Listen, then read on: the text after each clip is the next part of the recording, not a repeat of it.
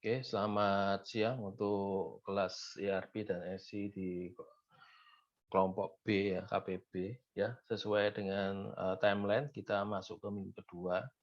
Di sini kita akan secara materi kita akan belajar tentang fase implementasi ya, jenis-jenis implementasi itu apa aja. Nah, kemudian untuk tugas di luar kelas nanti akan dibagikan eh, file blueprint ya, file blueprint masing-masing kelompok yang sudah ditentukan sesuai kelompok masing-masing ya, tiap kelompok memiliki file blueprint masing-masing dan pilihan industrinya masing-masing. Nanti juga tujuannya apa? Nanti ada tugas kedua ya, Anda membuat project charter dan project schedule dengan format Microsoft Project ya. Jadi kalau dalam fase proyek ini kita udah masuk yang namanya project kick off. Ya, jadi kita masuk project kick off, kita udah jelas kita mendapatkan klien dari perusahaan yang mana, bisnis prosesnya seperti apa, nanti kalian baca dari file blueprint yang dibagikan. Ya, nanti project fase project kick off ini biasanya di-endingi dengan beberapa dokumen. Ya, di sini kita ambil contoh dokumen yang bersifat mandatori ya. Jadi project kick off ini bisa di-close ya, di-closing untuk jalan ke fase berikutnya jika minimal 2 dokumen ini sudah dibuat ya. Jadi ada project charter dan project schedule. Ya, jadi ini filenya project charter dan project schedule itu juga sudah ada template-nya. Jadi teman-teman masing-masing kelompok nanti tinggal menyesuaikan waktu ya, start project-nya kapan, kemudian project charter juga ada template-nya, nanti tinggal disesuaikan dengan kondisi blueprint masing-masing. Oke, seperti itu. Nah, sekarang kita masuk ke dalam materi fase implementasi.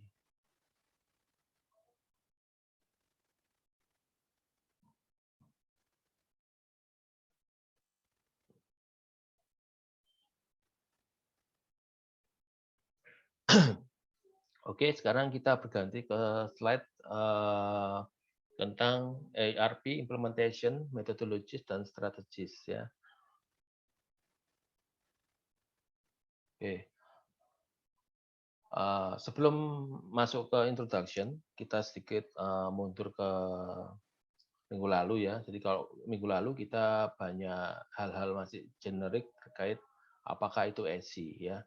Nah, sekarang kita masuk lebih detail mengenai fase implementasi dan jenis-jenis implementasi strateginya seperti apa ya. Karena seperti kita ketahui di minggu lalu untuk menjalankan menerapkan sistem enterprise ya, apalagi kita ada kata-kata enterprise ya, itu sesuatu yang besar, sesuatu yang banyak gitu ya. Nah, itu merupakan proyek yang tidak main-main ya, dan memang harus disikapi dengan perencanaan yang baik ya, strategi yang pas dengan kondisi kondisi ini, kondisi kondisi perusahaan ya, karena eh, tidak ada apa, tidak ada obat yang sama untuk setiap penyakit ya, walaupun penyakitnya mungkin agak mirip, tapi ada suatu sisi art atau seni ya, bahwa setiap pengambilan alternatif itu bisa berbeda-beda, sedikit berbeda. Nah, pengenalan dari tahapan implementasi ini kita diingatkan dari sebuah informasi ya, didapat dari D. Clegg and Bennett dari 2010 ya,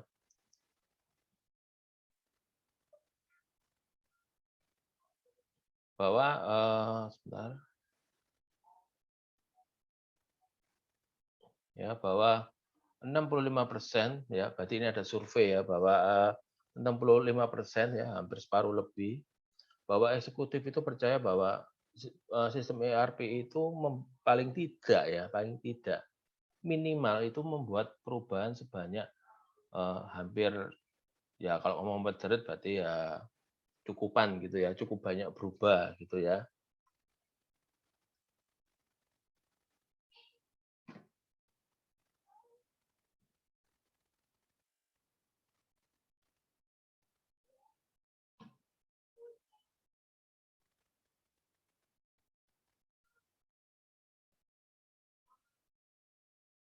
Oke, untuk koneksi apakah barusan ada ini kendala dari saya?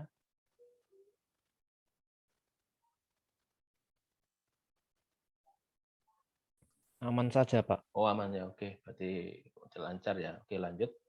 65% eksekutif percaya bahwa ada perubahan ya, minimal itu moderat ya, paling tidak moderat, jadi moderat sampai ke high, yang bisa apa, memberikan dampak atau dampak negatif ya dari bisnisnya sendiri yang menyebabkan ada potensi masalah di implementasi. Ya, jadi ini semakin menguatkan kita bahwa untuk implementasi ERP ini memang benar-benar serius. Ya, bukan ya, jadi ini mendukung contoh-contoh yang kita pakai kemarin ya. Ada yang lama, prosesnya lama, ada yang gagal, ada yang menghasilkan uang menghabiskan uang tapi juga endingnya nggak berhasil ya. Jadi ini benar-benar project yang nggak main-main ya. Jadi tingkat kesulitannya cukup tinggi dan itu diamini oleh 65% ya. Jadi perubahannya cukupan ya, minimal cukup, berarti cukup ketinggi gitu ya. Nah, berikutnya adalah implementasi ERP ini tidak hanya cuma COTS ya, COTS ya, commercial of the sell application ya. Jadi bukan cuma karena masalah harga, masalah biaya ya. Jadi contohnya adalah bukan karena kita hanya bisa mampu beli ERP ya, kita punya uang, terus kemudian kita beli ERP yang paling bagus, paling mahal. Ya, bukan bukan dilihat dari seberapa kita mampu beli produk ERP, nggak hanya itu ya. Tapi yang penting adalah bagaimana kita juga mampu mengantisipasi, menerima, menjalankan, yaitu apa, perubahan-perubahan yang akan secara radikal itu terjadi ke dalam bisnis proses perusahaan, ya karena kita pakai ERP, pastinya nanti harapannya malah benar bahwa ini harus di re-engineering bisnis prosesnya, ya. Jadi memang harus berubah. Yang bagus adalah berubah. Ya, jadi semangatnya itu semangat kita memang harus berubah, gitu ya. Nah, juga merubah tentang biaya-biaya IT. Wah, dulunya biaya IT-nya juga nggak terlalu tinggi, sekarang pakai ERP harus tinggi, harus apa? Harus apa namanya? Harus lebih dewasa lagi, biayanya semakin besar, kemudian jenis kualitas layanan infrastrukturnya juga harus lebih dipikirkan ya dengan SLA atau Service Level Agreement yang lebih tinggi. Nah, itu biaya-biaya itu harus dipahami, ada perubahan. Kemudian juga goal, ya kalau goalnya dulu misalkan misinya atau visinya belum melibatkan kata-kata teknologi.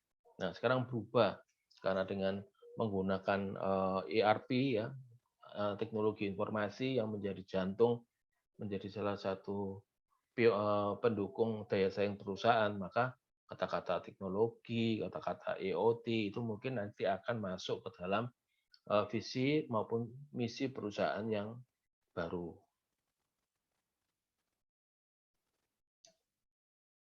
Nah, konsep dasarnya dan definisinya adalah ini ya. Jadi strategi dari implementasi ERP atau sistem enterprise itu adalah bagaimana perusahaan itu tentang bagaimana memplanning dan mendirecting ya atau mengeksekusi proses pendeployan atau pemasangan suatu aplikasi ERP ya. Jadi bagaimana terkait planning dan eksekusi.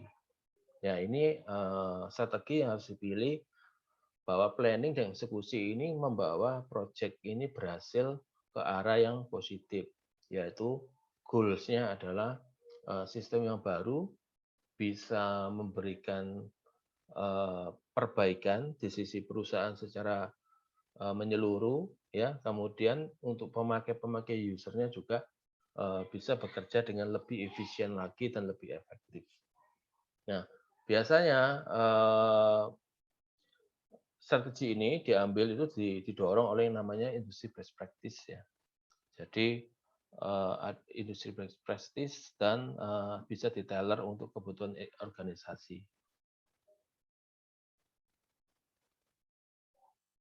Ini ya, industri best practice dan dapat ditailor. Jadi apa maksudnya industri best practice? Jadi ERP ini sebetulnya ingin memberikan manfaat kepada perusahaan-perusahaan yang menggunakan ERP, ya, agar mereka bisa menggunakan nilai-nilai yang ada di dalam produk ERP, yaitu adalah nilai industri best practice atau praktis atau bisnis proses yang memang sudah diakui baik dan itu memang eh, apa istilahnya standarized ya terstandar yang bisa diaplikasikan ke perusahaan-perusahaan yang lainnya. Nah, kemudian dari industri best practice itu biasanya kalau produk ERP yang cukup mahal ya nomor satu itu biasanya dia punya template ya.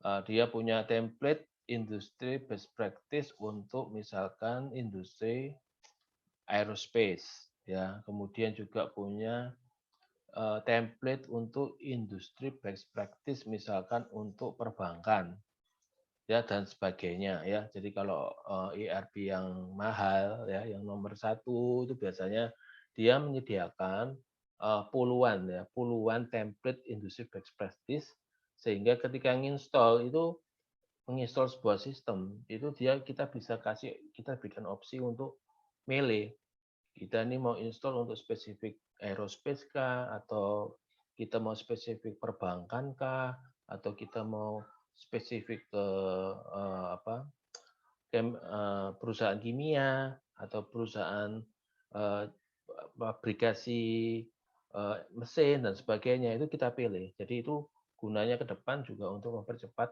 proses implementasi. Ya. Nah dari itu baru detailer dikonfigurasi sedikit sedemikian mungkin supaya jiwa perusahaan kita bisa menambah sesuatu yang standar tadi ya. Jadi kan sudah tersedia bisnis proses standarnya, tinggal memasukkan jiwa-jiwa ke perusahaan itu ke dalam produk ERP yang dibeli. Apakah itu master datanya, apakah itu bisnis prosesnya, itu kita masukkan. Ya, sebisa mungkin menghindari potensi yang namanya custom. Ya, custom itu merubah standar. Ya, merubah standar, apalagi merubah standarnya itu secara radikal. Ya, itu sangat pantangan di project ERP ya. Ya, bukan nggak boleh, tapi dihindari demi kesuksesan proyek saat ini maupun kesinambungan produk ERP ke depan ya. Nanti ke depan itu ada proses upgrading kayak gitu-gitu ya. Nah, itu selalu dipertanyakan. Kalau custom-custom ini apakah kalau di-upgrade nanti tetap ada atau ternyata customnya ini kita harus kerjakan, di-rework, dikerjakan lagi dari awal gitu ya. Nah, untuk implementasi strategi di sini ada dua besar ya. Nanti di slide berikutnya ada lebih detail. Itu bisa diinisiasi dari company sendiri atau juga dari vendor. Ya, jadi implementasi ERP bisa di lead oleh company sendiri secara internal ya. Dengan syarat apa? Biasanya dari perusahaan itu sudah punya yang namanya expert ya, sudah punya karyawan-karyawan yang expert di bidang ERP ya. Istilahnya mungkin ya meng-hire orang-orang menjadi karyawan ya yang mempunyai background konsultan implementasi ya. Jadi dirasa dengan skop perusahaan yang saat ini dan punya resource ya konsultan ya sekelas konsultan sendiri ya monggo untuk dicoba menjalankan implementasi dengan secara internal ya. Kedua adalah vendor lead implementation strategist ya. Jadi ini beda dengan company tadi. Kalau ini malah di take over ya proses take over proses implementasi ini tanggung jawabnya diambil alih oleh vendor atau konsultan ya tentunya dengan nilai project ya nilai apa biaya tambahan untuk menyewa seorang konsultan atau lebih ya. Nah itu ini adalah salah satu tipe yang paling banyak dipakai ya kita melibatkan vendor ya atau konsultan luar bukan dikerjakan sendiri karena salah satunya adalah rata-rata ERP yang mau diimplementasi itu biasanya adalah ERP yang baru ya yang orang internal nggak tahu ya banyak yang nggak tahu ya. Jadi dan saat ini bergonta-ganti ERP ya. Jadi istilahnya misalkan ERP A gitu ya, perusahaan pakai ERP A udah 10 tahun gitu ya. Kemudian mau implementasi lagi biasanya bukan upgrading ya, bukan upgrading dari ERP A kemudian pakai versi yang terbaru dari ERP A, tetapi malah ganti ganti produk ya. Jadi anggap aja ERP B gitu ya. Nah, itu orang yang menguasai, orang internal yang sudah terlanjur menguasai ERP A, itu biasanya tidak serta-merta menguasai ERP produk B ya. Jadi tetap akhirnya tetap diperlukan vendor yang punya kapasitas dan capability untuk ERP yang B tadi ya. Jadi vendor led ini paling banyak dipakai di beberapa kasus ya, karena saat ini apa ya, bukan cuma upgrading tapi juga ganti ya, ganti ganti ERP-nya seperti itu.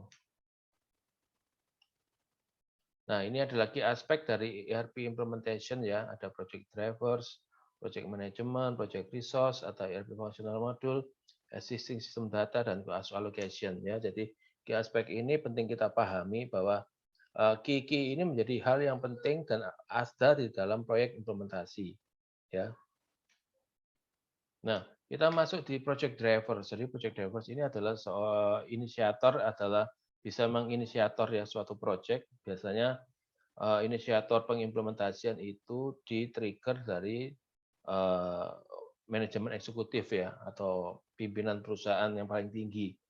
Apakah itu level CEO ataukah itu level direktur utama dan sebagainya ya. Dan project stakeholder ya. Jadi ini orang-orang yang uh, terlibat dalam project ya, atau stakeholder dalam project apa aja sih? Ada project director ya, ada apa? Ada project manager ya, ada anggota tim dan sebagainya. Jadi itulah project driver yang sehari-hari bekerja. Ya, kemudian untuk sukses, tapi di sini saya ulangi lagi ya. Jadi project stakeholder di sini saya koreksi bukan ke anggota tim, tapi lebih tepatnya stakeholder dari project ya. Jadi yang memiliki yang di level atas. Ya, jadi misalkan ya tadi ya levelnya itu project director kayak gitu-gitu ya. Kemudian bisa jadi juga stakeholdernya adalah misalkan direktur utama ya dan sebagainya. Nah, untuk project ini supaya sukses itu untuk project diverse karena ini orang-orang yang high level, maka sangat penting untuk mereka itu memiliki alasan yang clear, yang jelas ya. Bagaimana mengapa project ini harus diimplementasikan ya, ada project implementasi. Ini harus clear reason-nya. Ya, jadi jelas supaya apa? Dengan visi misi project yang jelas, maka eksekusinya juga akan melinearkan dengan itu. Ya, jadi kalau reason-nya nggak clear, nanti di eksekusinya akan terjadi bias ya. Bisa jadi bias antara tujuan project-nya ternyata nggak match ya dengan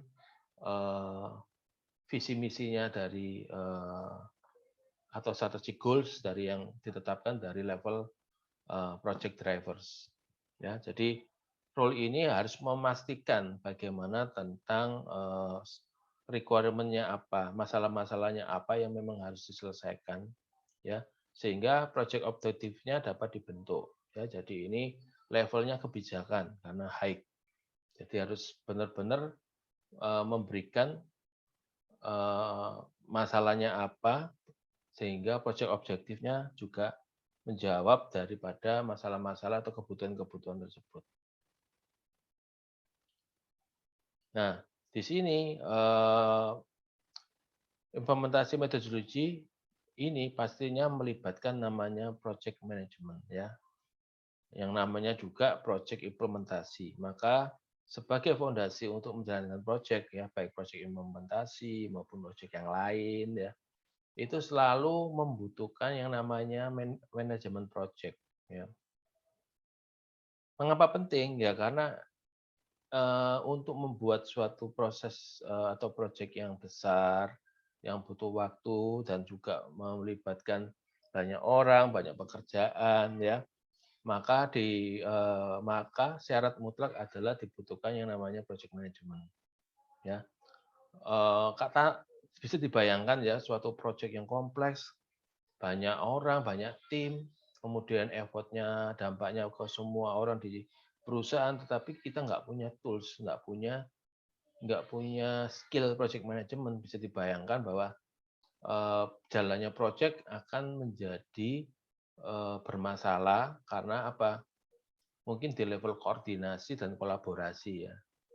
Nggak ada tools yang bisa mensinergikan kita karena kita dalam satu tim yang besar.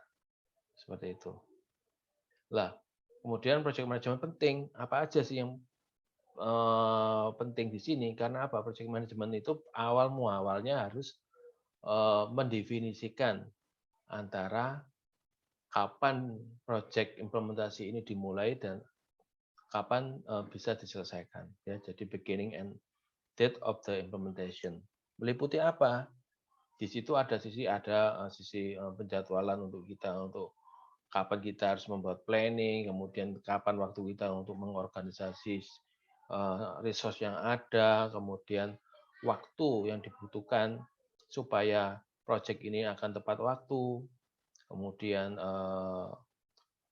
mengenai resourcing, orang-orang yang digunakan, tambahan tenaga, tambahan biaya, dan sampai juga proses scheduling. Ya, tanggal per tanggal, hari ini harus ngapain, minggu ini apa yang harus sudah diselesaikan, bulan depan apa yang harus dipersiapkan mulai dari sekarang, dan seterusnya, sampai proses proyeknya tepat waktu. Ya, tepat waktu. Jadi di project 3 hal utama yang selalu jadi pertimbangan, yaitu apakah pertama mengenai people ya, mengenai orang, mengenai resource, kedua mengenai biaya atau cost, ketiga adalah timing ya. Jadi tiga hal ini yang saling jual beli gitu ya. Jadi kalau timingnya harus cepat, apa yang harus ditambah? Kalau cost-nya terbatas, apa yang bisa diantisipasi dari dua hal yang lainnya seperti itu ya. Nah, tujuannya project management adalah untuk memastikan bahwa project management ini memang sudah siap ya, baik project team, kemudian kontrolnya juga, dan tujuannya adalah supaya jalannya project ini on track ya. Jadi dalam project intinya adalah harapannya selalu berjalan sesuai rencana. On track itu idealnya ya. Dalam dunia ideal dan tujuan dari project adalah seperti itu. Tapi dalam day by day hampir mungkin kita juga teman-teman juga udah ngalami ya. Yang namanya kerja dengan orang lain itu tidak semudah itu ya. Dalam case kelas aja misalkan seperti mata kuliah ini ya, kalian punya tim 5 atau 6 orang ya, di KPA itu berapa orang, di KPB ini berapa orang. Nah, itu dengan 6 orang atau 5 orang aja sudah mulai timbul banyak kebutuhan atau masalah. Ya, bagaimana supaya on track ya. Misalkan untuk mensinergikan tim aja itu agak susah, terutama nanti ketika masuk minggu-minggu akhir UTS atau minggu-minggu akhir UAS. Di situ selalu ada tawar-menawar ya. Aduh, aku harus mendahulukan yang mata kuliah ini. Aku harus mendahulukan mata kuliah yang lain. Nah, itu harus bersinergi. Dalam arti apa?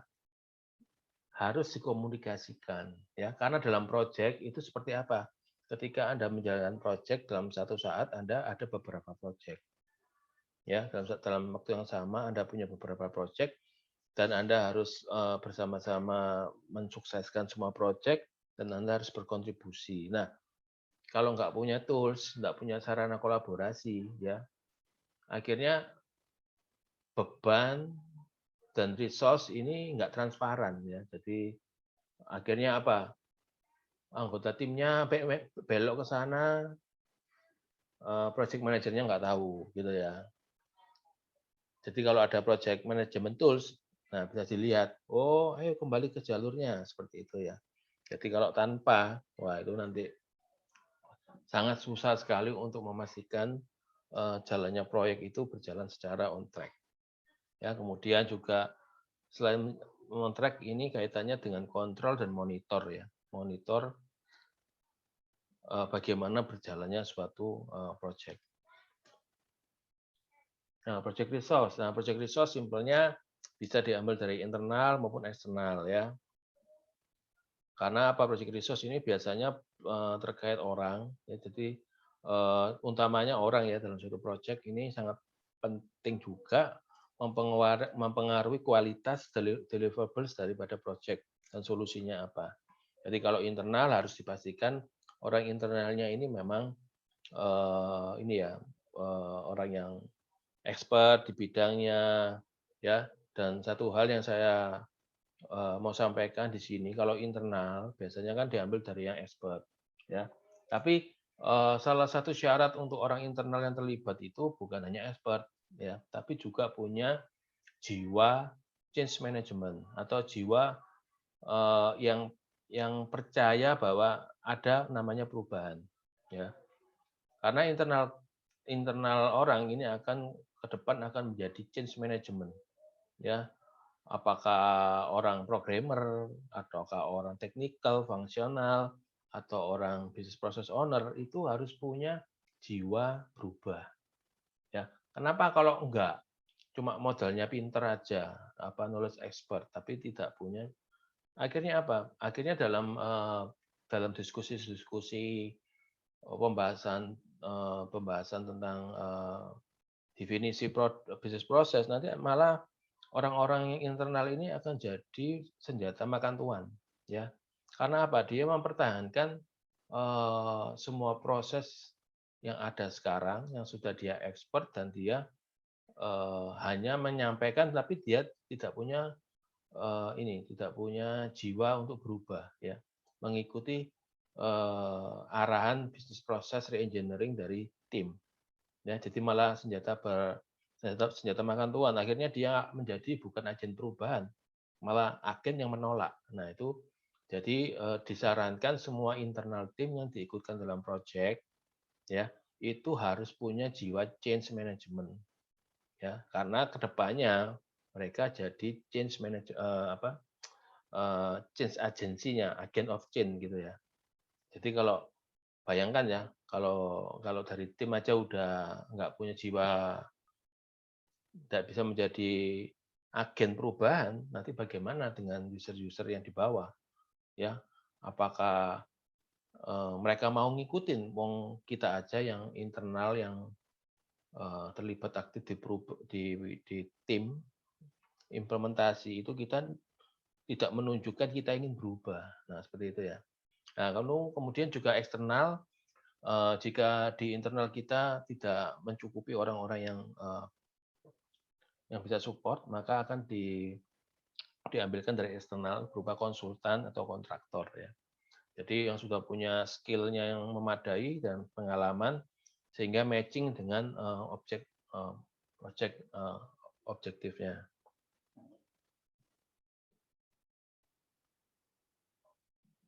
Kemudian berikutnya project resource ini memang banyak sangat berpengaruh terhadap kualitas ya, kualitas pekerjaan yang dihasilkan. Oleh sebab itu jika tidak mempunyai proper ya, maka akan jadi disaster.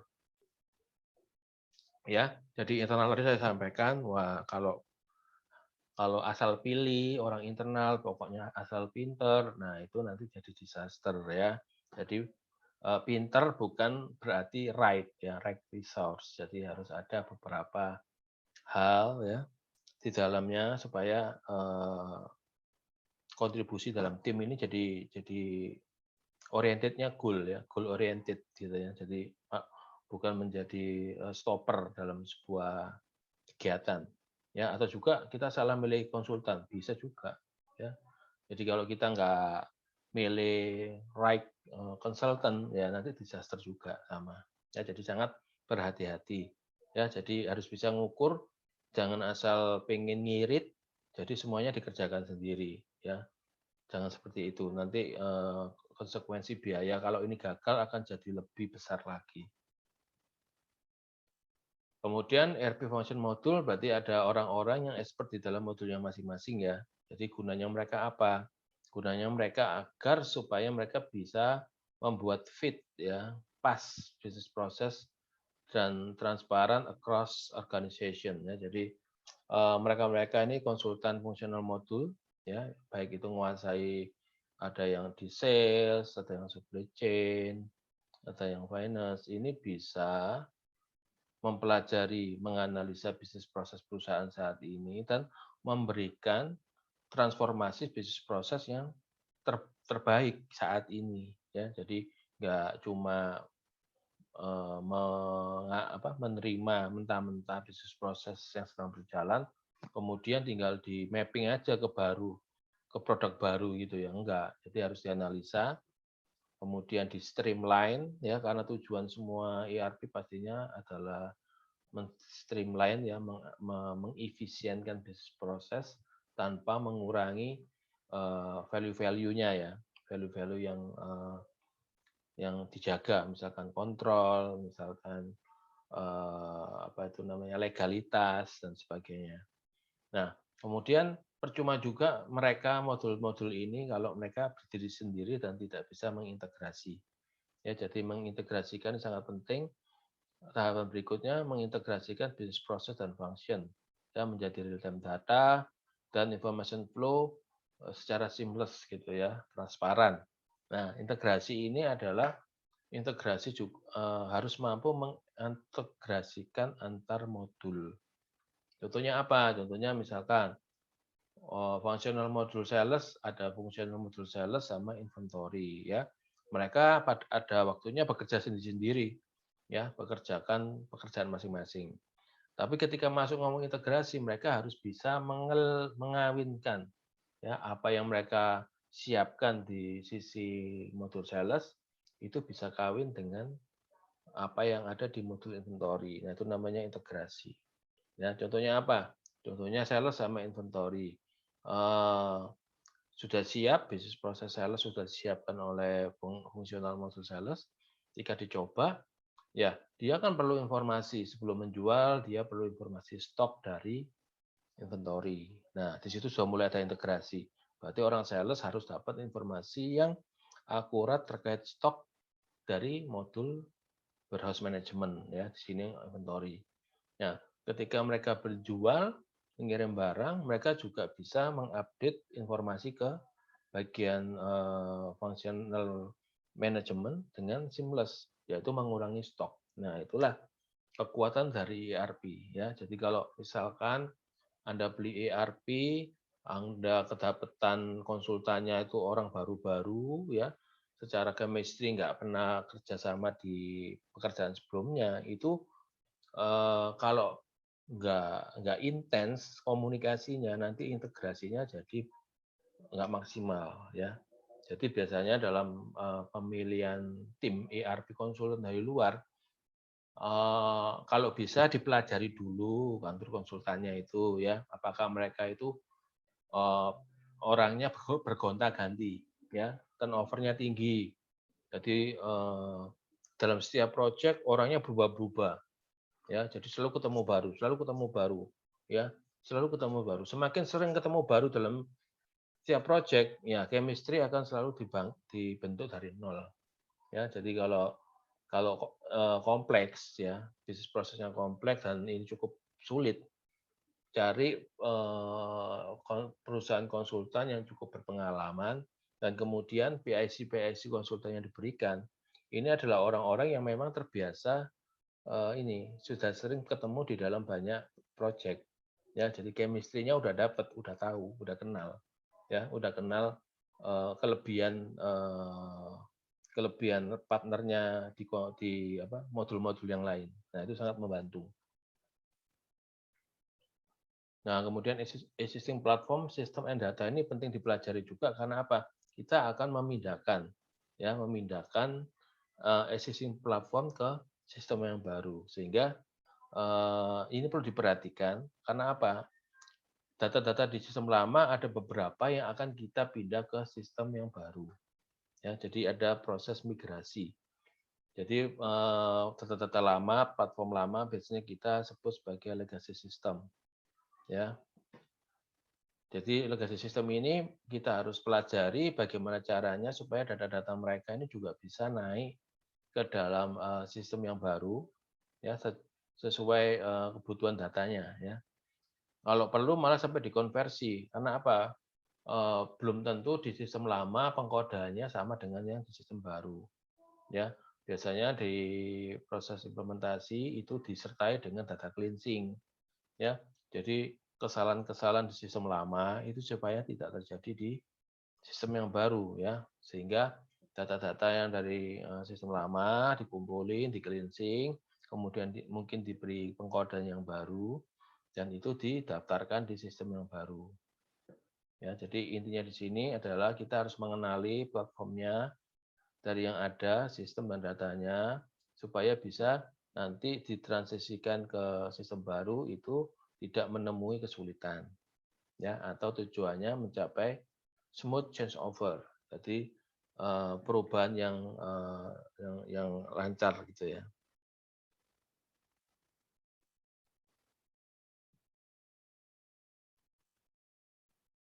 Nah, sekarang kemudian tentang cost allocation. Nah, ini malah sebetulnya sering kalau sisi owner biasanya nomor satu, yaitu tentang biaya. Ya, jadi ERP system ini termasuk disampaikan sebagai the most costly technology initiative organisasi dapat mengimplementasikannya ya. Ya, benar mostly ya, most costly. Jadi ya kalau pakai produk ERP berbayar ya pastinya costly ya. Ya, kita tahu sendiri standar standar aplikasi software antara Indonesia dan luar negeri itu beda banget ya. Jadi kalau di luar negeri itu benar-benar harga license user, software itu mahal-mahal gitu ya. Sesuai dengan format mata uang mereka ya. Uang mata mereka kan pakai USD ya. Jadi Anda bayangkan ya, istilahnya itu kebiasaan hidup di luar itu disamakan dengan kebiasaan hidup di Indonesia. Ya, jadi kalau ngomong US saja sih, 1 US dapat 14.300 rupiah, ya. Jadi di dunia ERP ini nggak ada perbedaan kelas antara kita hidup di Indonesia dengan di Eropa. Ya, jadi misal nih, misal ngomongnya pakai produk nomor satu termahal di dunia, gitu ya, misalkan A gitu ya. Nah itu kan harga price-nya kan pakai USD, ya. Harga jualnya ke negara maju maupun Indonesia juga sama jualnya dalam USD gitu ya. Jadi misalkan kalau kita ngomong gampangannya satu dolar 10.000 aja biar gampang perkaliannya ya. Jadi misalkan kalau di Indonesia harga satu usernya itu satu user 40 juta gitu ya. Nah kalau 40 juta dikurskan USD kita bagi 10.000 jadi berapa? Jadi sekitar 4.000 ya, 4.000 USD ya. Lah 4.000 USD di luar itu mereka bilang nggak mahal gitu. 4.000 USD perpetual user untuk dipakai untuk seterusnya ya. Nggak ditagih per tahun seterusnya gitu ya. Murah. Nah, tapi kita di negara kita 4.000 US ya nggak murah gitu ya. 40 juta gitu ya. Nah, itu yang terjadi ya. Jadi harga ERP apakah kita mau di manapun saya belum nemu ya produk ERP yang membedakan kelas. Jadi kalau yang beli itu customer benua Eropa harga premium gitu ya. Nanti kalau kelas negara Asia Tenggara berapa dibedakan itu belum nemu saya. Ya, jadi sementara itu harganya sama. Nah, kemudian total biaya apa yang menentukan banyak enggaknya suatu biaya ERP ini tergantung pertama satu kelas ERP-nya ya. Jadi kelas ERP sangat tergantung juga dari kebutuhan. Jadi kalau kebutuhannya tinggi, cukup kompleks ya mau nggak mau pakai skala ERP software yang besar, yang mahal ya. Kemudian ini tergantung mau kita pilih software kelas atas atau kelas menengah ke bawah. Nah, itu menentukan biaya user, license user, ada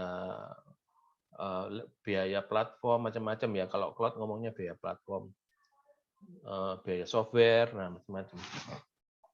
Kemudian semakin nomor 2 semakin tinggi suatu kelas ERP nanti menentukan jumlah ini hardware yang dibutuhkan ya, yang dibeli. Ya, mulai mungkin dari small medium coba-coba, habisnya beli server kelas ERP menengah ke bawah perlu 500 juta gitu ya.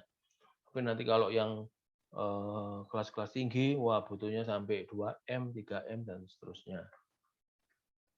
Nomor 3 adalah kalau dibutuhkan jasa eksternal ya, maka dibutuhkan biaya konsultan dan analisis. Kemudian tergantung strategi yang dipilih, nanti panjang waktu pasti menentukan biaya. Semakin lama proses implementasi sampai semuanya udah tergantikan sistem baru, itu menentukan biaya. Semakin lama biasanya semakin mahal. Ya. Kemudian untuk training juga sama, semakin lama training juga mengorbankan biaya dan waktu.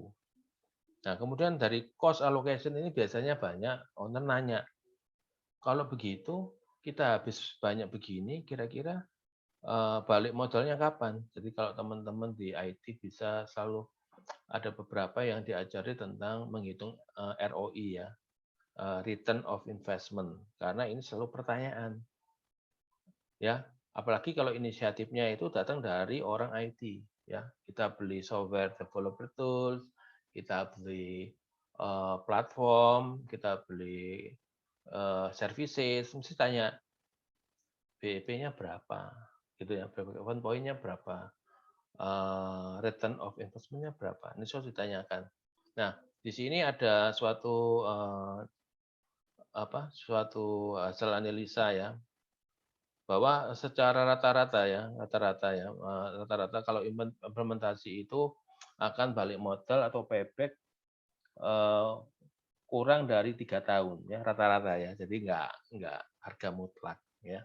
Bisa lebih cepat atau malah bisa lebih lama ya, dalam 3 tahun. Kemudian rata-rata project cost itu biasanya di antara 1,1 juta US sampai setengah sampai 5 ya, 5 juta US ya. Ini dari Panorama Report tahun 2011. Jadi cukup ketinggalan ya.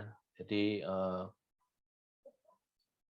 tapi berhubung dolar ini stabil ya, jadi kita bisa pakai sebagai acuan awal ya, rata-rata baik itu lama implementasi maupun biayanya. Nah, sebelum masuk di lanjut ini mungkin kita break sebentar ya.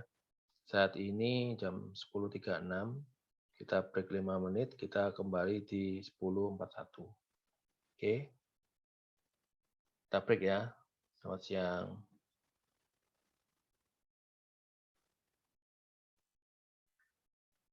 Oke, kita lanjutkan. The most common ERP implementation methodology ya. Jadi sangat penting untuk setiap perusahaan untuk menganalisa ya dari metode implementasi yang akan dipilih. Karena apa? Itu tadi ya, sering disampaikan bahwa risiko itu untuk kegagalan sistem itu ini ya cukup substansial dan highly expensive ya. Jadi istilahnya harapannya adalah dalam proyek implementasi ini diharapkan kita ketika mengambil suatu keputusan, kita mengambil cara strategi seperti apa, itu jangan sampai gagal ya. Istilahnya harus 99,99% tuh berhasil. Nah, berikut adalah contoh yang tadi sempat kita beberapa contoh yang di awal slide ya, kita lebih detail lagi. Jadi beberapa metodologi yang digunakan pertama adalah company driven, tadi sudah dibahas ya. Jadi 100% project di-lead oleh orang internal ya, tanpa bantuan konsultan atau vendor. Nah, yang tadi juga ada vendor lead, jadi semuanya diinisiasi dan di lead semuanya dari sisi konsultan. Kemudian ada dua, ada joint venture. Jadi kalau joint venture ini lebih kolaboratif ya. Jadi jadi implementasi ini dijalankan untuk perusahaan-perusahaan yang sama ya. Jadi istilahnya sharing biaya ya. Jadi beberapa perusahaan memiliki kesamaan company, kemudian berbagi biaya, dijalankan implementasi sekaligus. Jadi joint venture. Ya, biasanya ini bisa jalan kalau antar company-nya ini dalam satu grup yang sama ya, karena di dalam proses implementasi project itu banyak data-data sensitif ya yang diproses di dalam project. Jadi kalau misalkan mereka beda kepentingan atau beda bukan satu grup itu nggak akan bisa jalan ya, karena nanti nggak percaya, saya nggak mau data saya ditampilin, nah kayak gitu. Kemudian kombinasi yang bawah antara company driven dari ERP, jadi ada persentase ya, kombinasi siapa yang lead, misalkan internal company 20%, 80% dipercayakan ke konsultan, atau 50-50, separuh di lead tanggung jawabnya sama besarnya antara sisi internal dengan ERP ya. Jadi ini tailor sesuai kebutuhan dan budaya perusahaan. Jadi kadang-kadang untuk perusahaan yang sudah menggunakan ERP sebelumnya, kemudian ada project implementasi ERP baru, itu biasanya internal tim yang sudah juga paham ERP di produk sebelumnya, itu banyak memberikan masukan kepada vendor ya, bagaimana sama-sama bersinergi ya untuk mengambil keputusan yang terbaik untuk solusi yang ke depan. Nah, strateginya adalah ini ya, ada pendekatan yang umum digunakan dan populer ya. Jadi ini kata-kata ini sering kali dibahas ketika project kick off atau sebelumnya, ketika pre-sales, ketika diskusi awal, metode apa yang dipilih untuk menerapkan implementasi. Jadi pertama ada Big Bang ya, nanti kita lihat definisinya seperti apa. Ya, ada Big Bang. Ya, bukan bang bang ya, tapi Big Bang. Kemudian fase rollout, ada parallel adoption, ada combination. Ya, combination dari fase rollout dan parallel ya. Combination ini kadang-kadang disebut hybrid ya, dalam banyak buku juga disebutkan metode campur-campur ini kita kenal dengan nama hybrid. Nah, untuk memastikan kapan saya pakai nomor 1, kapan nomor 2, 3, 4 itu tergantung dari beberapa poin yang kita harus perhatikan. Pertama mengenai bisnis objektif. Ya, bisnis objektifnya apa sih implementasi itu? Ya, kemudian available resource-nya pastinya ya. Kalau nggak ada orang masa Big Bang kan kayak gitu ya. Berarti kan harus ditambah orang kalau mau Big Bang. Kemudian budget constraint, wah budgetnya tak terbatas atau terbatas. Nah kalau terbatas seperti apa? Kemudian time sensitivity, maksudnya tujuannya ini berapa lama gitu ya? Apakah molor sedikit diperkenankan? Jadi kalau time sensitivitas itu kayak itu ya. Jadi kalau kita disebutkan time sensitivity rendah itu kalau kita mau lebih cepat, lebih lama itu tidak ada pengaruh, tidak ada dampak ya. Tapi kalau time sensitivity tinggi berarti apa? Sedikit aja kita terlambat ya, itu menjadi dampaknya besar. Nah, itu mempengaruhi dalam pemilihan dari strategi deployment ini ya. Nah, Big Bang pertama kali yang paling klasik adalah Big Bang ya. Jadi Big Bang ini paling terdengar ya, karena paling umum juga di masa-masa lalu ya. Jadi ERP ini sebetulnya tools yang cukup lama ya. Jadi di luar negeri itu cukup lama. Dan di Indonesia pun beberapa perusahaan besar pun sudah memakai sekian belas tahun yang lalu gitu ya. Nah itu awal-awalnya perusahaan itu dari klasik menuju ke saat sekarang ini ada perbedaan ya. Jadi Big Bang ini kalau lihat definisinya adalah mengimplementasikan semuanya sekaligus ya pada satu saat ya. Pada satu saat ya. Jadi misalkan kalau zaman-zaman dulu enterprise itu mungkin nggak dari bisnis hulu ke hilir ya. Mungkin ada untuk menjelaskan hulu ke hilir itu gini. Jadi misalnya saat ini core bisnis perusahaan A itu adalah membuat perusahaan minuman ya, minuman gitu ya. Memang dia punya core bisnis dan skill dalam membuat meracik minuman ya. Kemudian kesininya karena majunya suatu zaman ya, persaingan semakin besar, kesininya semakin besar, besar, semakin besar. Nah, melihat bahwa kayaknya perusahaan minuman ini harus improve dari biaya supaya bisa menjual produk minuman itu lebih murah. Nah, dia lihat-lihat tuh. Lama-kelamaan ketahuan, oh iya ternyata saya sangat tergantung oleh vendor pembuatan kaleng minuman gitu ya. Kalau misalkan pembuat kaleng minuman ini yang biasanya saya ambil dari perusahaan luar bisa lebih rendah, maka produk minuman ini lebih kompetitif. Nah, mulai dari situ ya, dari perusahaan minuman kemasan, pembuatan minuman, kemudian apa yang biasanya tiap hari dibutuhkan mulai yang biasanya dikerjakan orang luar mulai dibuat sendiri, bikinlah perusahaan baru, perusahaan pembuatan kaleng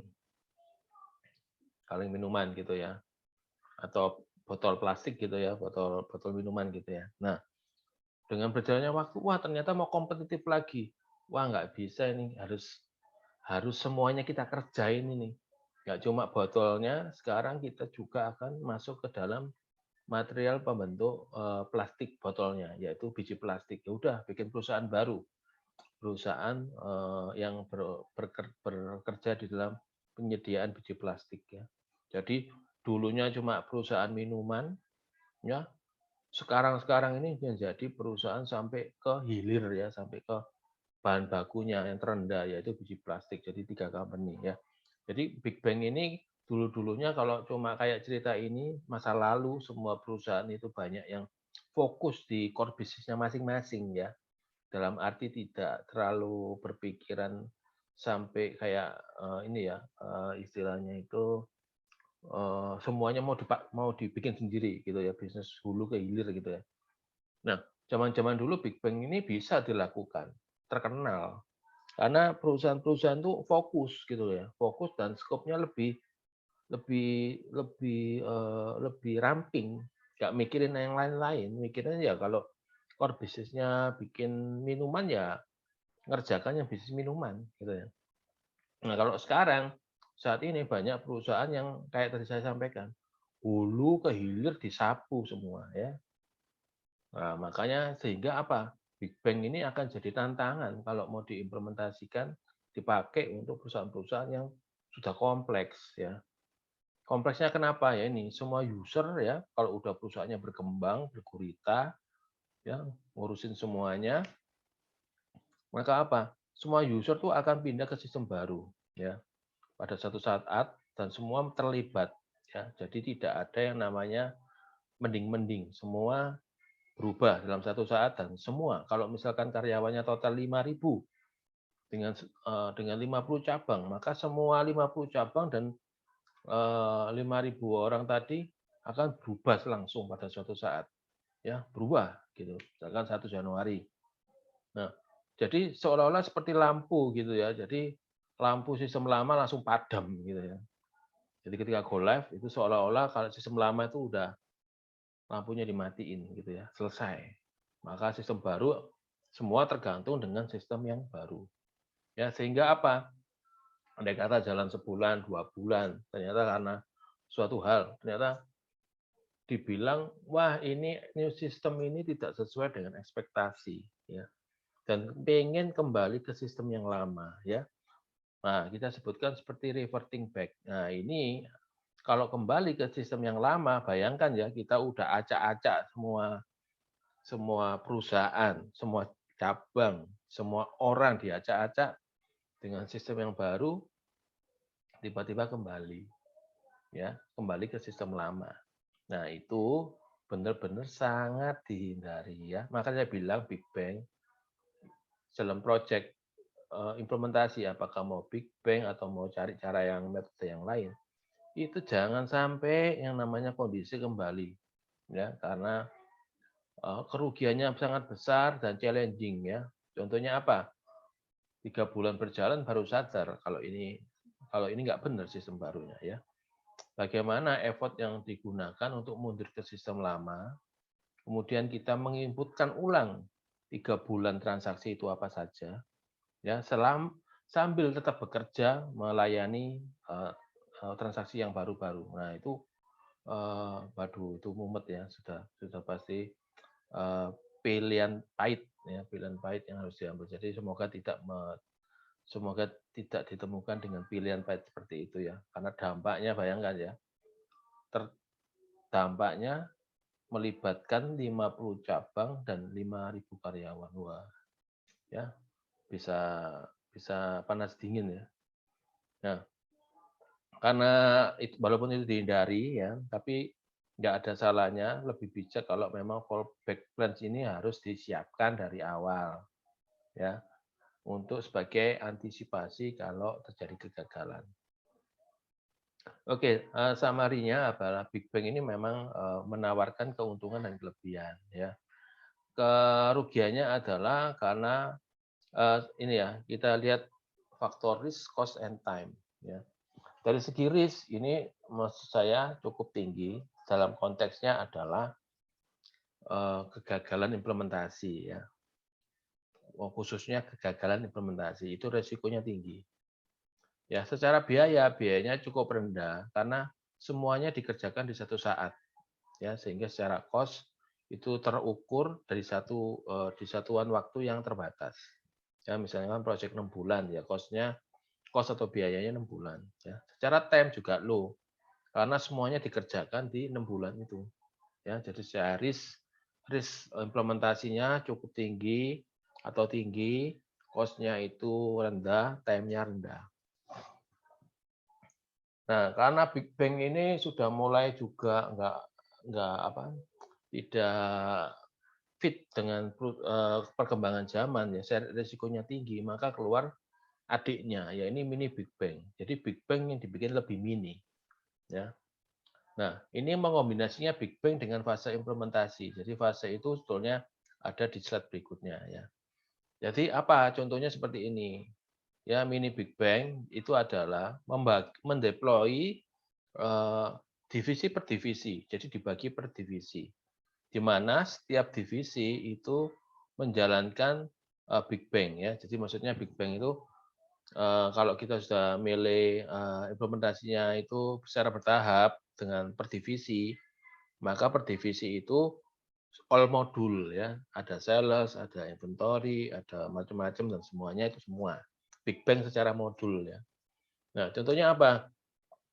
Nah, contohnya gini.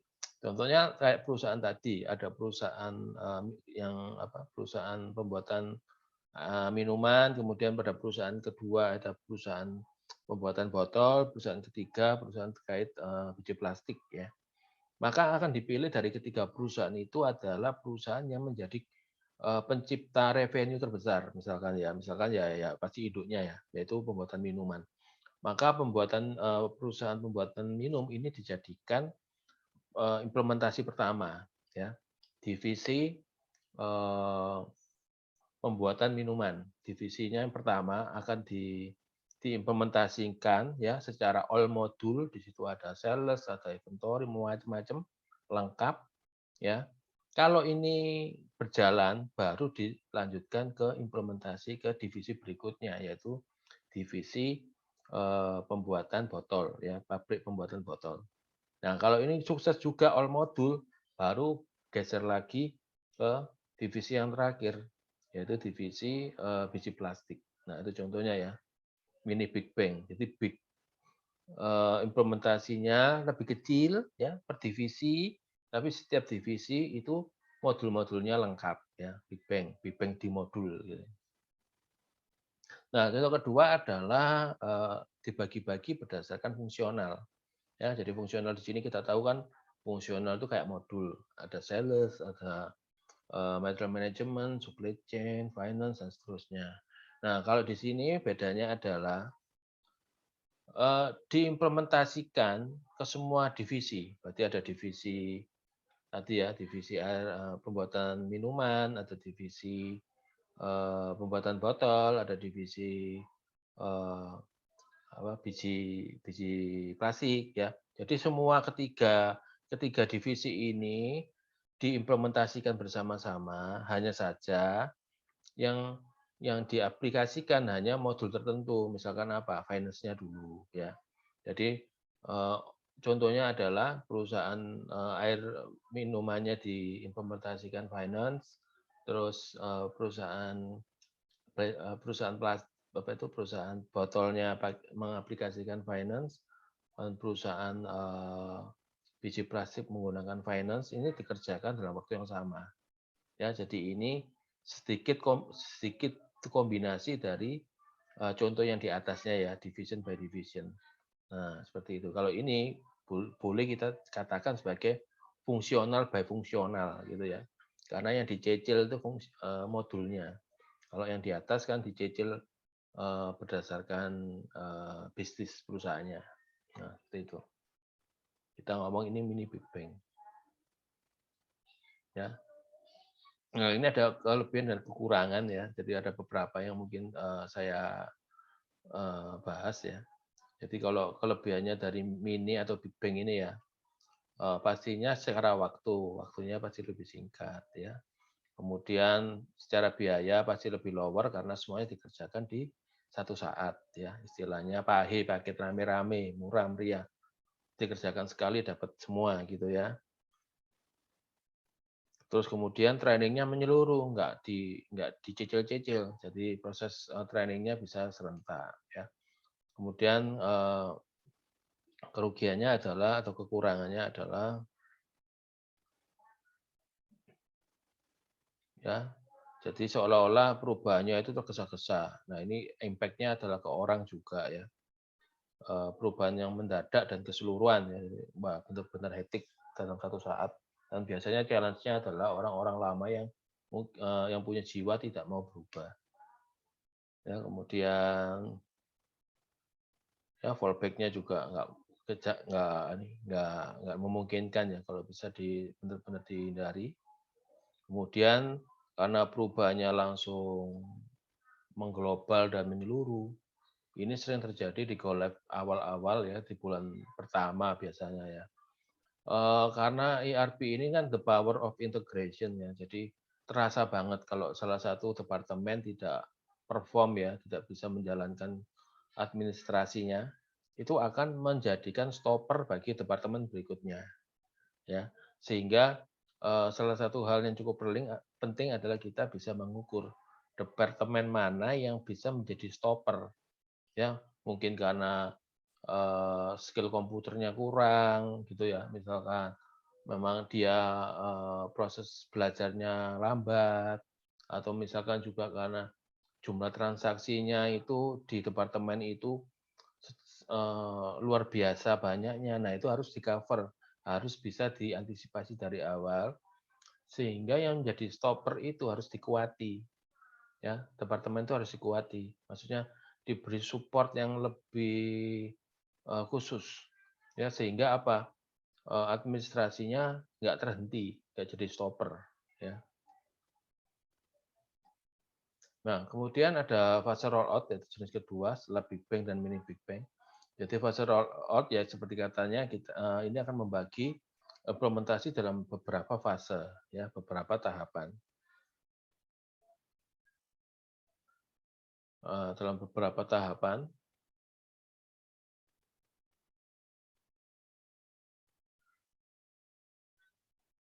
ya, jadi dilakukan beberapa kali dalam dalam beberapa waktu ya. Kemudian ini termasuk slower karena perlu waktu ya.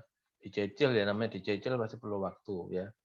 Nah, fase rollout strategi ini terdiri dari implementation dari ERP yang sebisa mungkin itu membuat sebagai apa ya, implementasi kecil-kecil tapi increase ya. Jadi eksponensial ya. Jadi nggak langsung diselesaikan semua dalam sekaligus, tapi dicicil tapi increment ya. Dalam fase demi fasenya itu bersifat eh, lebih cepat gitu ya, karena kan sudah pernah pengalaman tuh. Jadi yang lama, yang berikut-berikutnya ini harus lebih cepat, waktunya juga lebih, kebutuhan waktunya juga lebih apa, lebih sedikit ya, karena udah pinter gitu ya, harus lebih cepat. Nah ini user move ke sistem baru itu secara berjenjang ya, ada beberapa series daripada langkah. Ya, jadi hadiahnya adalah itu tadi ya, jadi membuat planning sehingga prosesnya lebih bertahap, tingkat kesulitannya harusnya lebih turun. Ya, bisnis prosesnya mapping dan customizing-nya akan ada perubahan sambil berjalan. Nah, dari segi risk ternyata yang cukup tinggi ya. Nanti kita jelaskan kalau tadi risk-nya tinggi, pas roll out kok juga tinggi ya. Risk high-nya ini beda-beda definisinya ya. Risk high di sini kalau yang di Big Bang itu kan risk tinggi karena apa ya, tingkat kegagalan proyeknya tinggi ya, tinggi. Nah, kalau risk-nya fase rollout untuk keberhasilan proyek, satu proyek ya, pastinya lebih tinggi daripada Big Bang ya. Risk high di sini adalah mengenai keterlanjutan. Ini kan harus panjang nih, lebih panjang. Ya, bagaimana membuat project by project ini sustainable gitu loh. Ya, karena kita tahu kan proyeknya ini lebih lama ya, lebih lama. Lah risk di sini adalah risknya bagaimana tujuan dibagi-bagi ini bisa sampai end goal-nya ini tetap terjaga dengan waktu yang lama ya. Jadi ini di risk high di sini salah satunya sudut pandangnya itu ya. Tapi kalau ngomong tingkat keberhasilan dalam satu-satu proyeknya ini lebih lebih lebih suksesnya lebih tinggi, lebih gampang ya. Jadi risk high di sini saya tekankan teman-teman nggak salah persepsi ya. Karena risk high-nya yang di sini adalah beda dengan risk high versinya yang Big Bang ya. Risk untuk kesuksesan project di fase itu lebih tinggi daripada Big Bang. Kemudian secara biaya tentunya lebih tinggi karena dia membutuhkan waktu yang lebih lama. Kemudian untuk waktu juga cukup lama ya. Jadi makanya di sini adalah time-nya adalah high.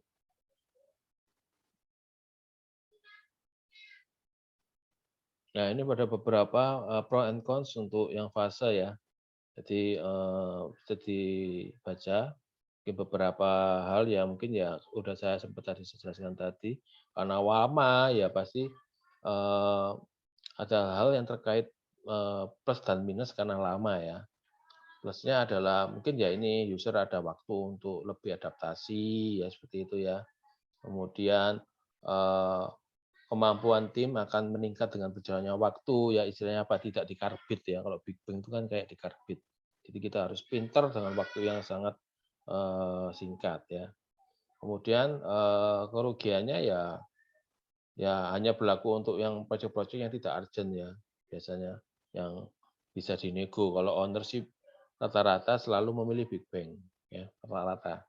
Jadi kita punya kewajiban juga menjelaskan tingkat resiko kepada owner ya.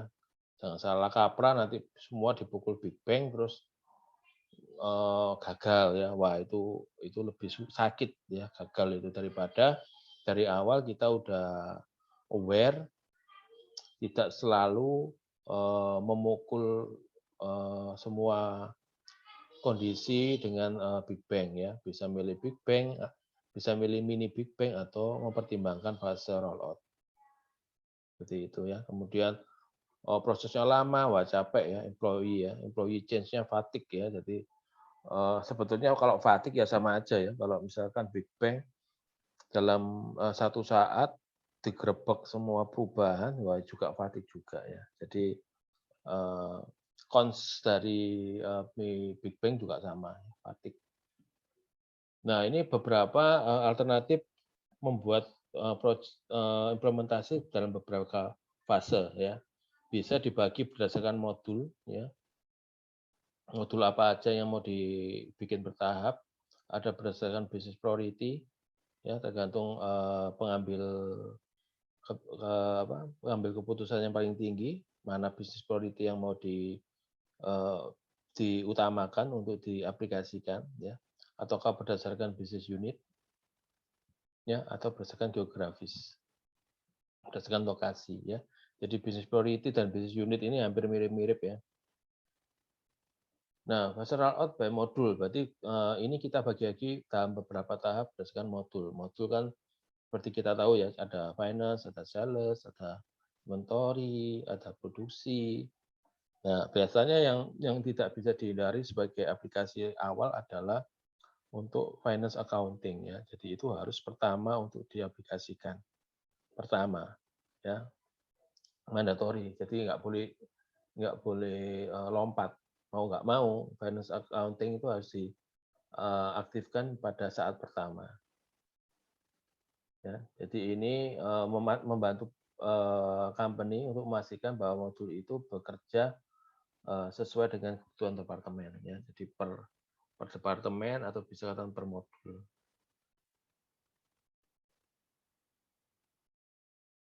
Nah, ini kelebihannya kurangnya by modul bisa dibaca ya. Nggak bisa dibahas mandiri ya. Hampir-hampir sama dengan apa yang terjadi kalau fase ya. Tapi ini lebih ke modul. Kemudian berdasarkan business priority. Ya, ini tergantung dari business owner. Kira-kira business priority apa yang mau di roll out-kan dulu berdasarkan urgency. Ya, berdasarkan kepentingan menurut versi business owner. Nah,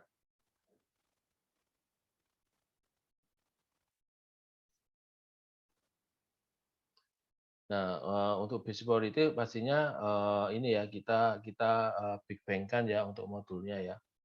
Misalkan ya tadi kan kita udah ambil contoh, misalkan business priority-nya apa gitu ya, kayak produk yang utama, produk air minum, perusahaan air minumnya, ya itu yang dilengkapi ke semua modul-modulnya. Ya, jadi nggak dibagi-bagi lagi. Jadi kalau sudah skopnya kecil, ya skop pekerjaannya kecil, nggak diperkecil-kecil lagi ya, karena urusannya dengan waktu. Ya, jangan sampai untuk roll out semua ke cabang itu kita menghabiskan waktu puluhan tahun gitu ya, karena kita apa kita bagi-bagi terus pekerjaannya seperti itu. Nah, kemudian berdasarkan dengan business unit ya, jadi yang bersama kayak tadi ya.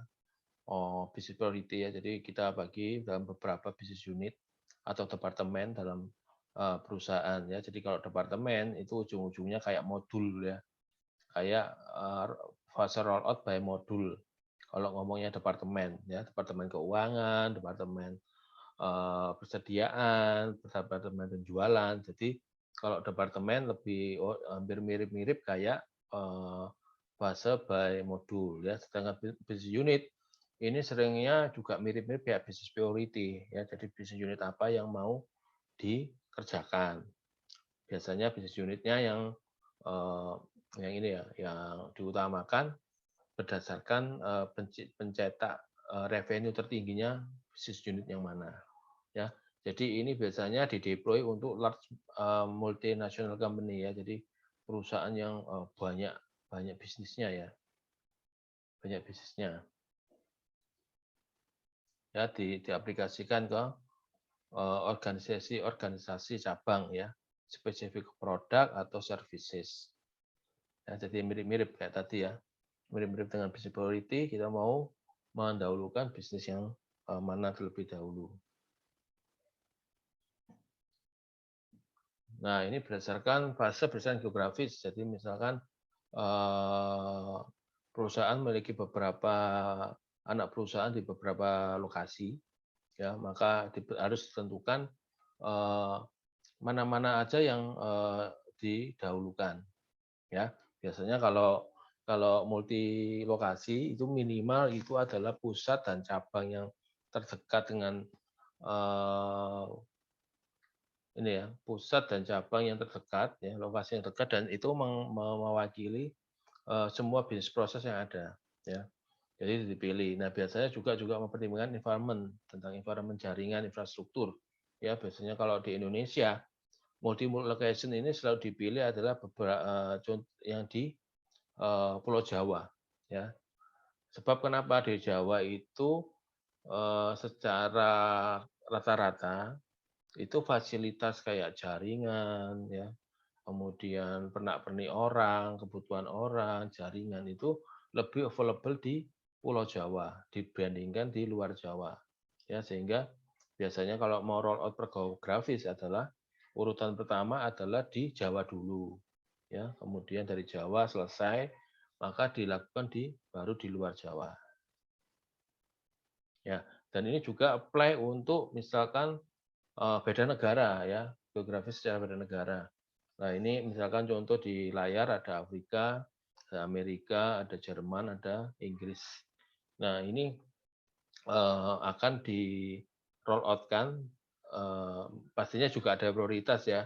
Biasanya adalah perusahaan-perusahaan di negara yang induknya di situ, itu akan dikerjakan lebih dahulu, sebelum nanti akan dilanjutkan aplikasinya ke negara-negara lain. Nah, di sini ada challenge-nya adalah karena dalam setiap negara itu kadang memiliki standar yang berbeda-beda. Ya, standar apa itu? Standar dalam hal ini aturan-aturan yang spesifik ke dalam negara.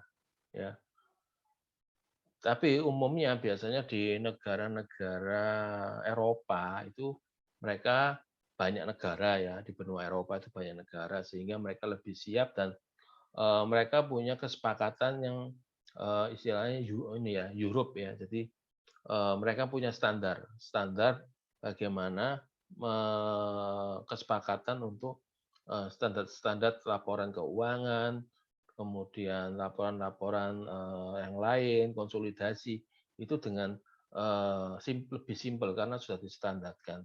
Ya, yang jadi masalah adalah kalau di antara negara-negara ini kayak tadi ya, mungkin ada yang di Europe, ada yang di benua Amerika ternyata beda, beda aturan. Nah, itu apa yang sudah disiapkan, contoh ya, contoh langkah awal itu yang dikerjakan Jerman, ya.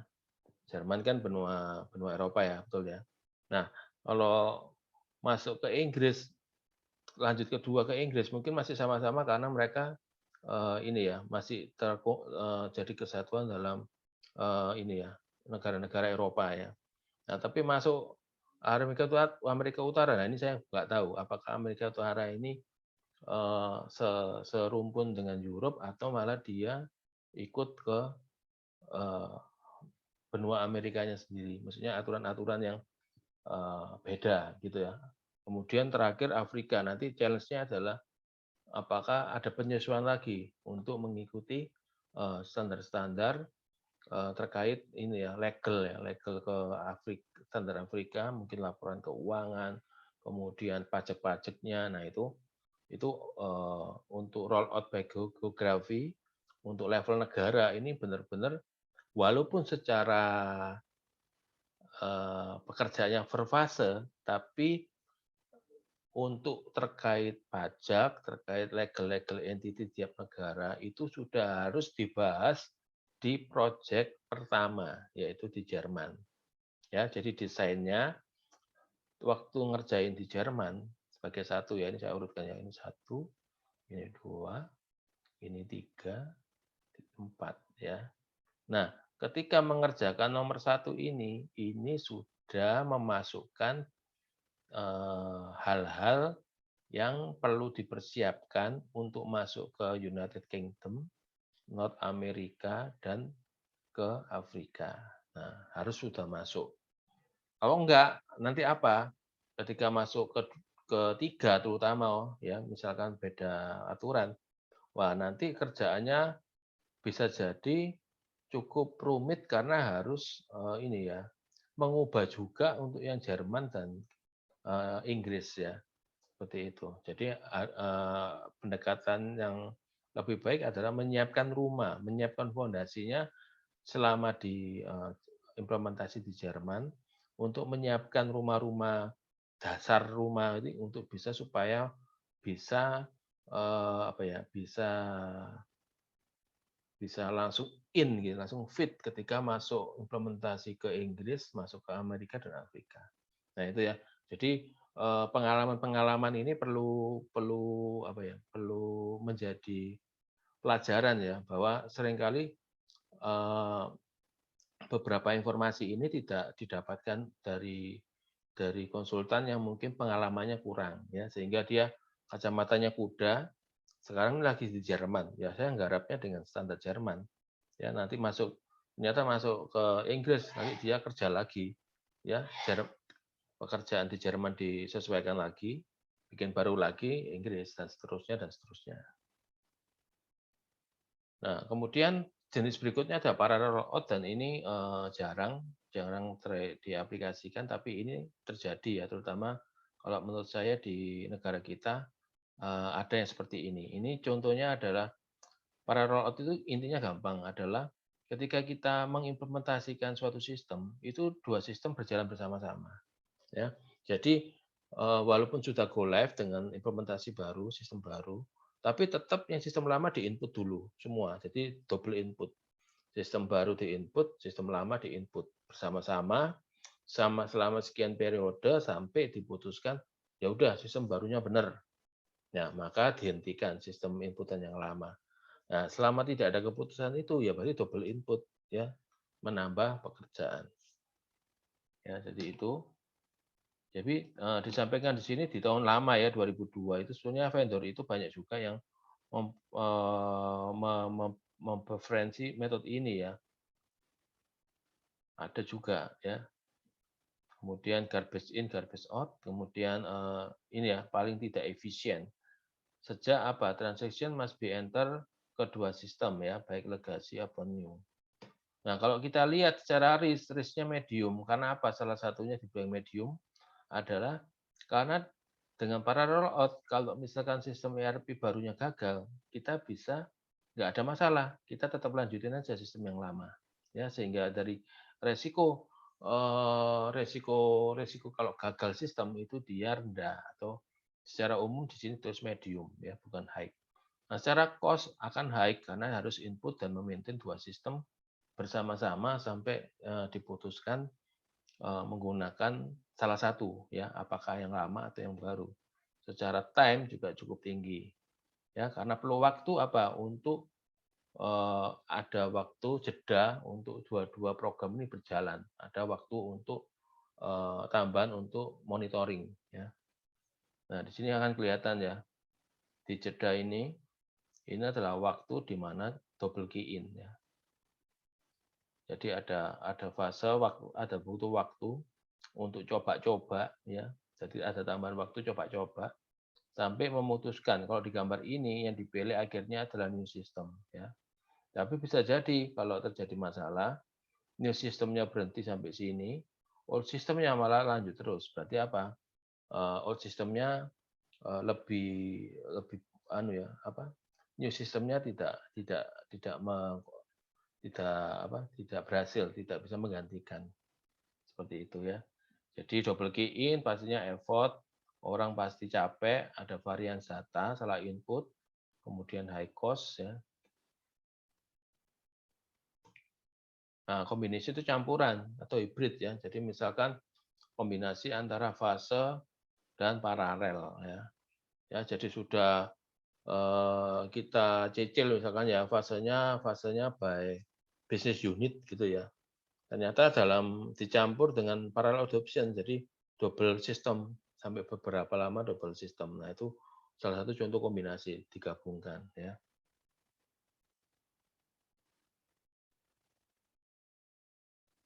Ya jadi ini dibacakan jadi sebetulnya kombinasi ini kenapa kok dikawinkan? Karena sebetulnya ada beberapa apa ya dasar pemikiran bahwa sebetulnya setiap pendekatan itu tidak selalu ada kelebihan dan kekurangan ya, sehingga itu harus dihibrid dengan kebaikan atau kekurangan dari metode yang lain. Ya, may not be the best, sehingga ada opsi yang namanya pemikiran untuk dikombinasikan. Ya, jadi oleh sebab itu di sini tidak ada solusi yang terbaik untuk semua hal, tidak. Tapi paling tidak kita bisa mengerucutkan beberapa alternatif solusi berdasarkan kondisi proyek pada saat itu ya, baik tingkat kompleksitasan, baik itu jumlah support maupun jumlah bisnis rule-nya kayak apa ya, itu bisa ditentukan. Ya ini kalau combination ya, risikonya paling rendah, cost-nya tinggi, time-nya juga tinggi. Nah, pilot project ini umum dilakukan, jadi contohnya gini, saya untuk mengaplikasinya, jadi ini kayak fase ya, jadi ada beberapa fase gitu. Jadi fase pertama adalah saya akan mengambil beberapa percontohan saja yang misalkan percontohan perusahaan ya, ada perusahaan A, perusahaan B, perusahaan A ini pusatnya, perusahaan B cabangnya. Jadi A dan B ini mewakili bisnis proses yang perusahaan yang lain-lain lagi gitu ya, yang cabang-cabang lain. Nah itu pilot project biasanya seperti itu diprioritaskan berdasarkan fungsional area, ya bisa kita singkat sebagai pusat dan cabang gitu ya. Biasanya dipilih, diprioritaskan mana yang memang memiliki benefit atau bisnis prosesnya juga bisa mewakili bisnis proses yang lain, cabang-cabang yang lain. Nah itu contohnya misalkan tahap pertama itu dipilih pusatnya satu, cabangnya satu ya. Nanti kalau misalkan ini berhasil, maka fase berikutnya adalah dari pilot-pilot project ini itu akan ditularkan ke cabang-cabang yang lain. Ya, misalkan tadi A dan B. Nah, kalau sukses akan diteruskan ke cabang C, D, E gitu ya. Kemudian berikutnya lebih cepat lagi F, G, H, I, J yang seperti itu dan sampai akhirnya ini. Jadi pilot project ini banyak dipakai orang untuk menjelaskan bahwa ini harus dilakukan secara bertahap. Ya, kita harus punya pilot project, harus punya acuan mana yang akan di-trial terlebih dahulu. Ya, jadi ini cukup cukup banyak yang pakai ini karena ini juga mirip-mirip orang kalau ngomong ini fase, ya, fase roll out, dibagi-bagi dalam beberapa fase. Nah ini ya namanya termasuk kayak apa, fase ya, jadi bertahap, maka ya planningnya jauh lebih panjang, ya, lebih panjang ya. Terus kemudian tapi benefitnya karena dibagi-bagi, kompleksitasnya dibagi-bagi, maka lowest risk ya, risknya lebih rendah. Tapi perlu waktu banyak untuk roll out. Nah, kemudian ini tambahan untuk yang terkait cloud ya. Jadi ini roll out-nya untuk aplikasi untuk aplikasi di cloud ya, software as service. Kalau kita tahu sekarang ya banyak sekali produk ERP ya yang ada sekarang ini bermove ke software and demand ya di on cloud ya. Nah, ini cukup menjanjikan karena metodologinya ini sebetulnya lebih cocok dikatakan untuk kompleksitas small and medium company ya. Karena mereka menawarkan harga yang murah dan kesimpelan lah, kesederhanaan. Dan yang membuat untuk menarik adalah PSU Go. Jadi kalau kita pakai, kalau dulu-dulu ya ERP itu kan yang kita bahas sebelum slide ini, itu ERP kan mahal-mahal, konotasinya harus beli server, beli lisensi, beli satu lisensi itu satu user untuk seumur hidup ya. Nah, itu kan harganya mahal-mahal, inisial investasinya cukup tinggi. Nah, di cloud ini menawarkan subscription, ya jadi langganan. Jadi kalau pakai ya bayarnya bulanan, bulanan atau fitur tahunan gitu ya. Nah, lebih murah di investasi awal. Jadi beberapa ERP menarik ya, menarik untuk orang cobain ini ERP dengan biaya yang kompetitif ya. PSU Go kalau usernya sedikit, datanya kecil ya murah gitu ya. Tapi sambil berjalannya waktu nanti biaya-biaya itu akan meningkat sesuai dengan eh, kompleksitas ya. Usernya tambah banyak, bisnis prosesnya tambah banyak, transaksinya tambah banyak, ya pastinya revenue-nya kan lebih besar. Sehingga mampulah untuk menambah atau membayar biaya tambahan kalau menggunakan layanan ERP Cloud ini ya. Nah, seperti itu ya. Cuma pada beberapa catatan bahwa program cloud di ERP ini juga ada limitasinya terkait dengan custom ya. Karena program di cloud ini kan satu satu konfigurasi untuk semua ya secara rata-rata. Jadi untuk perubahan-perubahan program itu hanya bersifat menyeluruh, dipakai ke semua kliennya mereka. Sehingga untuk custom-custom yang jelimet-jelimet gitu ya, yang unik-unik banget itu akan biasanya tidak diizinkan sama sekali atau diberi opsi, tapi dengan tambahan fee atau cost yang nggak reasonable ya, karena eee, kita harus bayar biaya server sendiri di cloud-nya gitu ya. Nah itu akhirnya ya sama aja beli server sendiri kan, nggak jadi benefit ya, kalau kita cloud kan harusnya murah, seperti itu. Nah, ini garis besarnya dari pembahasan kita, beberapa contoh implementasi berdasarkan risk, cost, dan time-nya ya. Jadi kalau Big Bang, ya risk-nya high, ya, kemudian cost-nya low, time-nya low, fase rollout high semua ya, tapi yang saya tadi sampaikan hack di sini tidak sama ya dengan definisi hack yang di sini ya, nggak sama ya. Tapi secara tingkat keberhasilan fase rollout lebih tinggi. Kemudian ada paralel, ada hibrid ya. Paralel jarang jarang dilakukan ya, kecuali dari owner ya, yang merasa sangat yakin dengan aplikasi yang lama dan kurang yakin dengan aplikasi yang baru. Kemudian ada hibrid, campuran dari beberapa pendekatan. Nah, kalau saya pribadi secara pengalaman selama ini, yang sering dipakai adalah dua besar ini ya. Yang sering dipilih itu ini. Ya, di pengalaman saya dua hal itu, tergantung case by case-nya.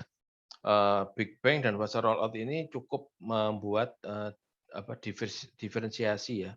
Jadi kalau saya ngomongnya, kenapa kok saya pilih Big Bang, kenapa kok saya fase rollout, kalau saya pribadi ya gampangnya adalah kalau perusahaannya itu jumlah karyawannya itu terbatas ya, kemudian proses bisnisnya biasa gitu ya, sederhana, walaupun perusahaannya besar ya, tapi istilahnya bisnis prosesnya itu lebih mengarah ke small medium business ya. Saya lebih prefer ke Big Bang ya, untuk hal-hal yang tidak kompleks. Big Bang lebih pas ya. Tapi kalau memang jumlah karyawannya banyak, cabangnya banyak, bisnis unitnya banyak, terus cukup kompleks. Nah, saya lebih prefer ke fase rollout. Ya, jadi jelas ya, kontras ya. Kontras antara Big Bang dan fase. Seperti itu. Nah, ternyata dari survei tahun 2010 ya, tadi disampaikan bahwa 89% organisasi itu sama kayak saya juga ternyata. Ya, jadi suka memilih yang Big Bang sama fase rollout ya. Jadi mana nih, Big Bang yang merah ini ya. Kalau saya lebih cocok ini dipakai untuk yang small medium, ya small medium enterprise. Saya pilih Big Bang. Tapi kalau misalkan 40% ini kan fase ya. Nah ini biasanya saya cocoknya untuk yang enterprise edition ya. Jadi perusahaan-perusahaan yang memang bulat. Nah seperti itu. Tapi banyak banyak dalam prakteknya malah kebalik ya. Kalau dari sisi business owner, biasanya business owner yang enterprise itu malah kebalik. Dia suka Big Bang, ya karena apa? Karena biayanya murah, waktunya cepat, ya. Business owner suka di sini, ya. Kalau small medium enterprise ya sama tetap sini ya. Tapi kalau yang perusahaan-perusahaan gede-gede itu malah pindah dari sini, dia malah pindah ke sini. Nah, jadi yang dia tahu cuma apa? Pokoknya Big Bang, gitu ya. Baik perusahaan kecil, perusahaan besar, dijawab gitu biasanya. Pokoknya Big Bang, ya. Padahal ya itu tadi resiko, resiko company gitu ya. Gagal nggak gagal, semuanya berdampak ke company wide ya, bukan bukan cuma IT-nya saja. Nah, itu ya untuk minggu kedua, untuk minggu kedua tentang metodologi strateginya ini. Oke.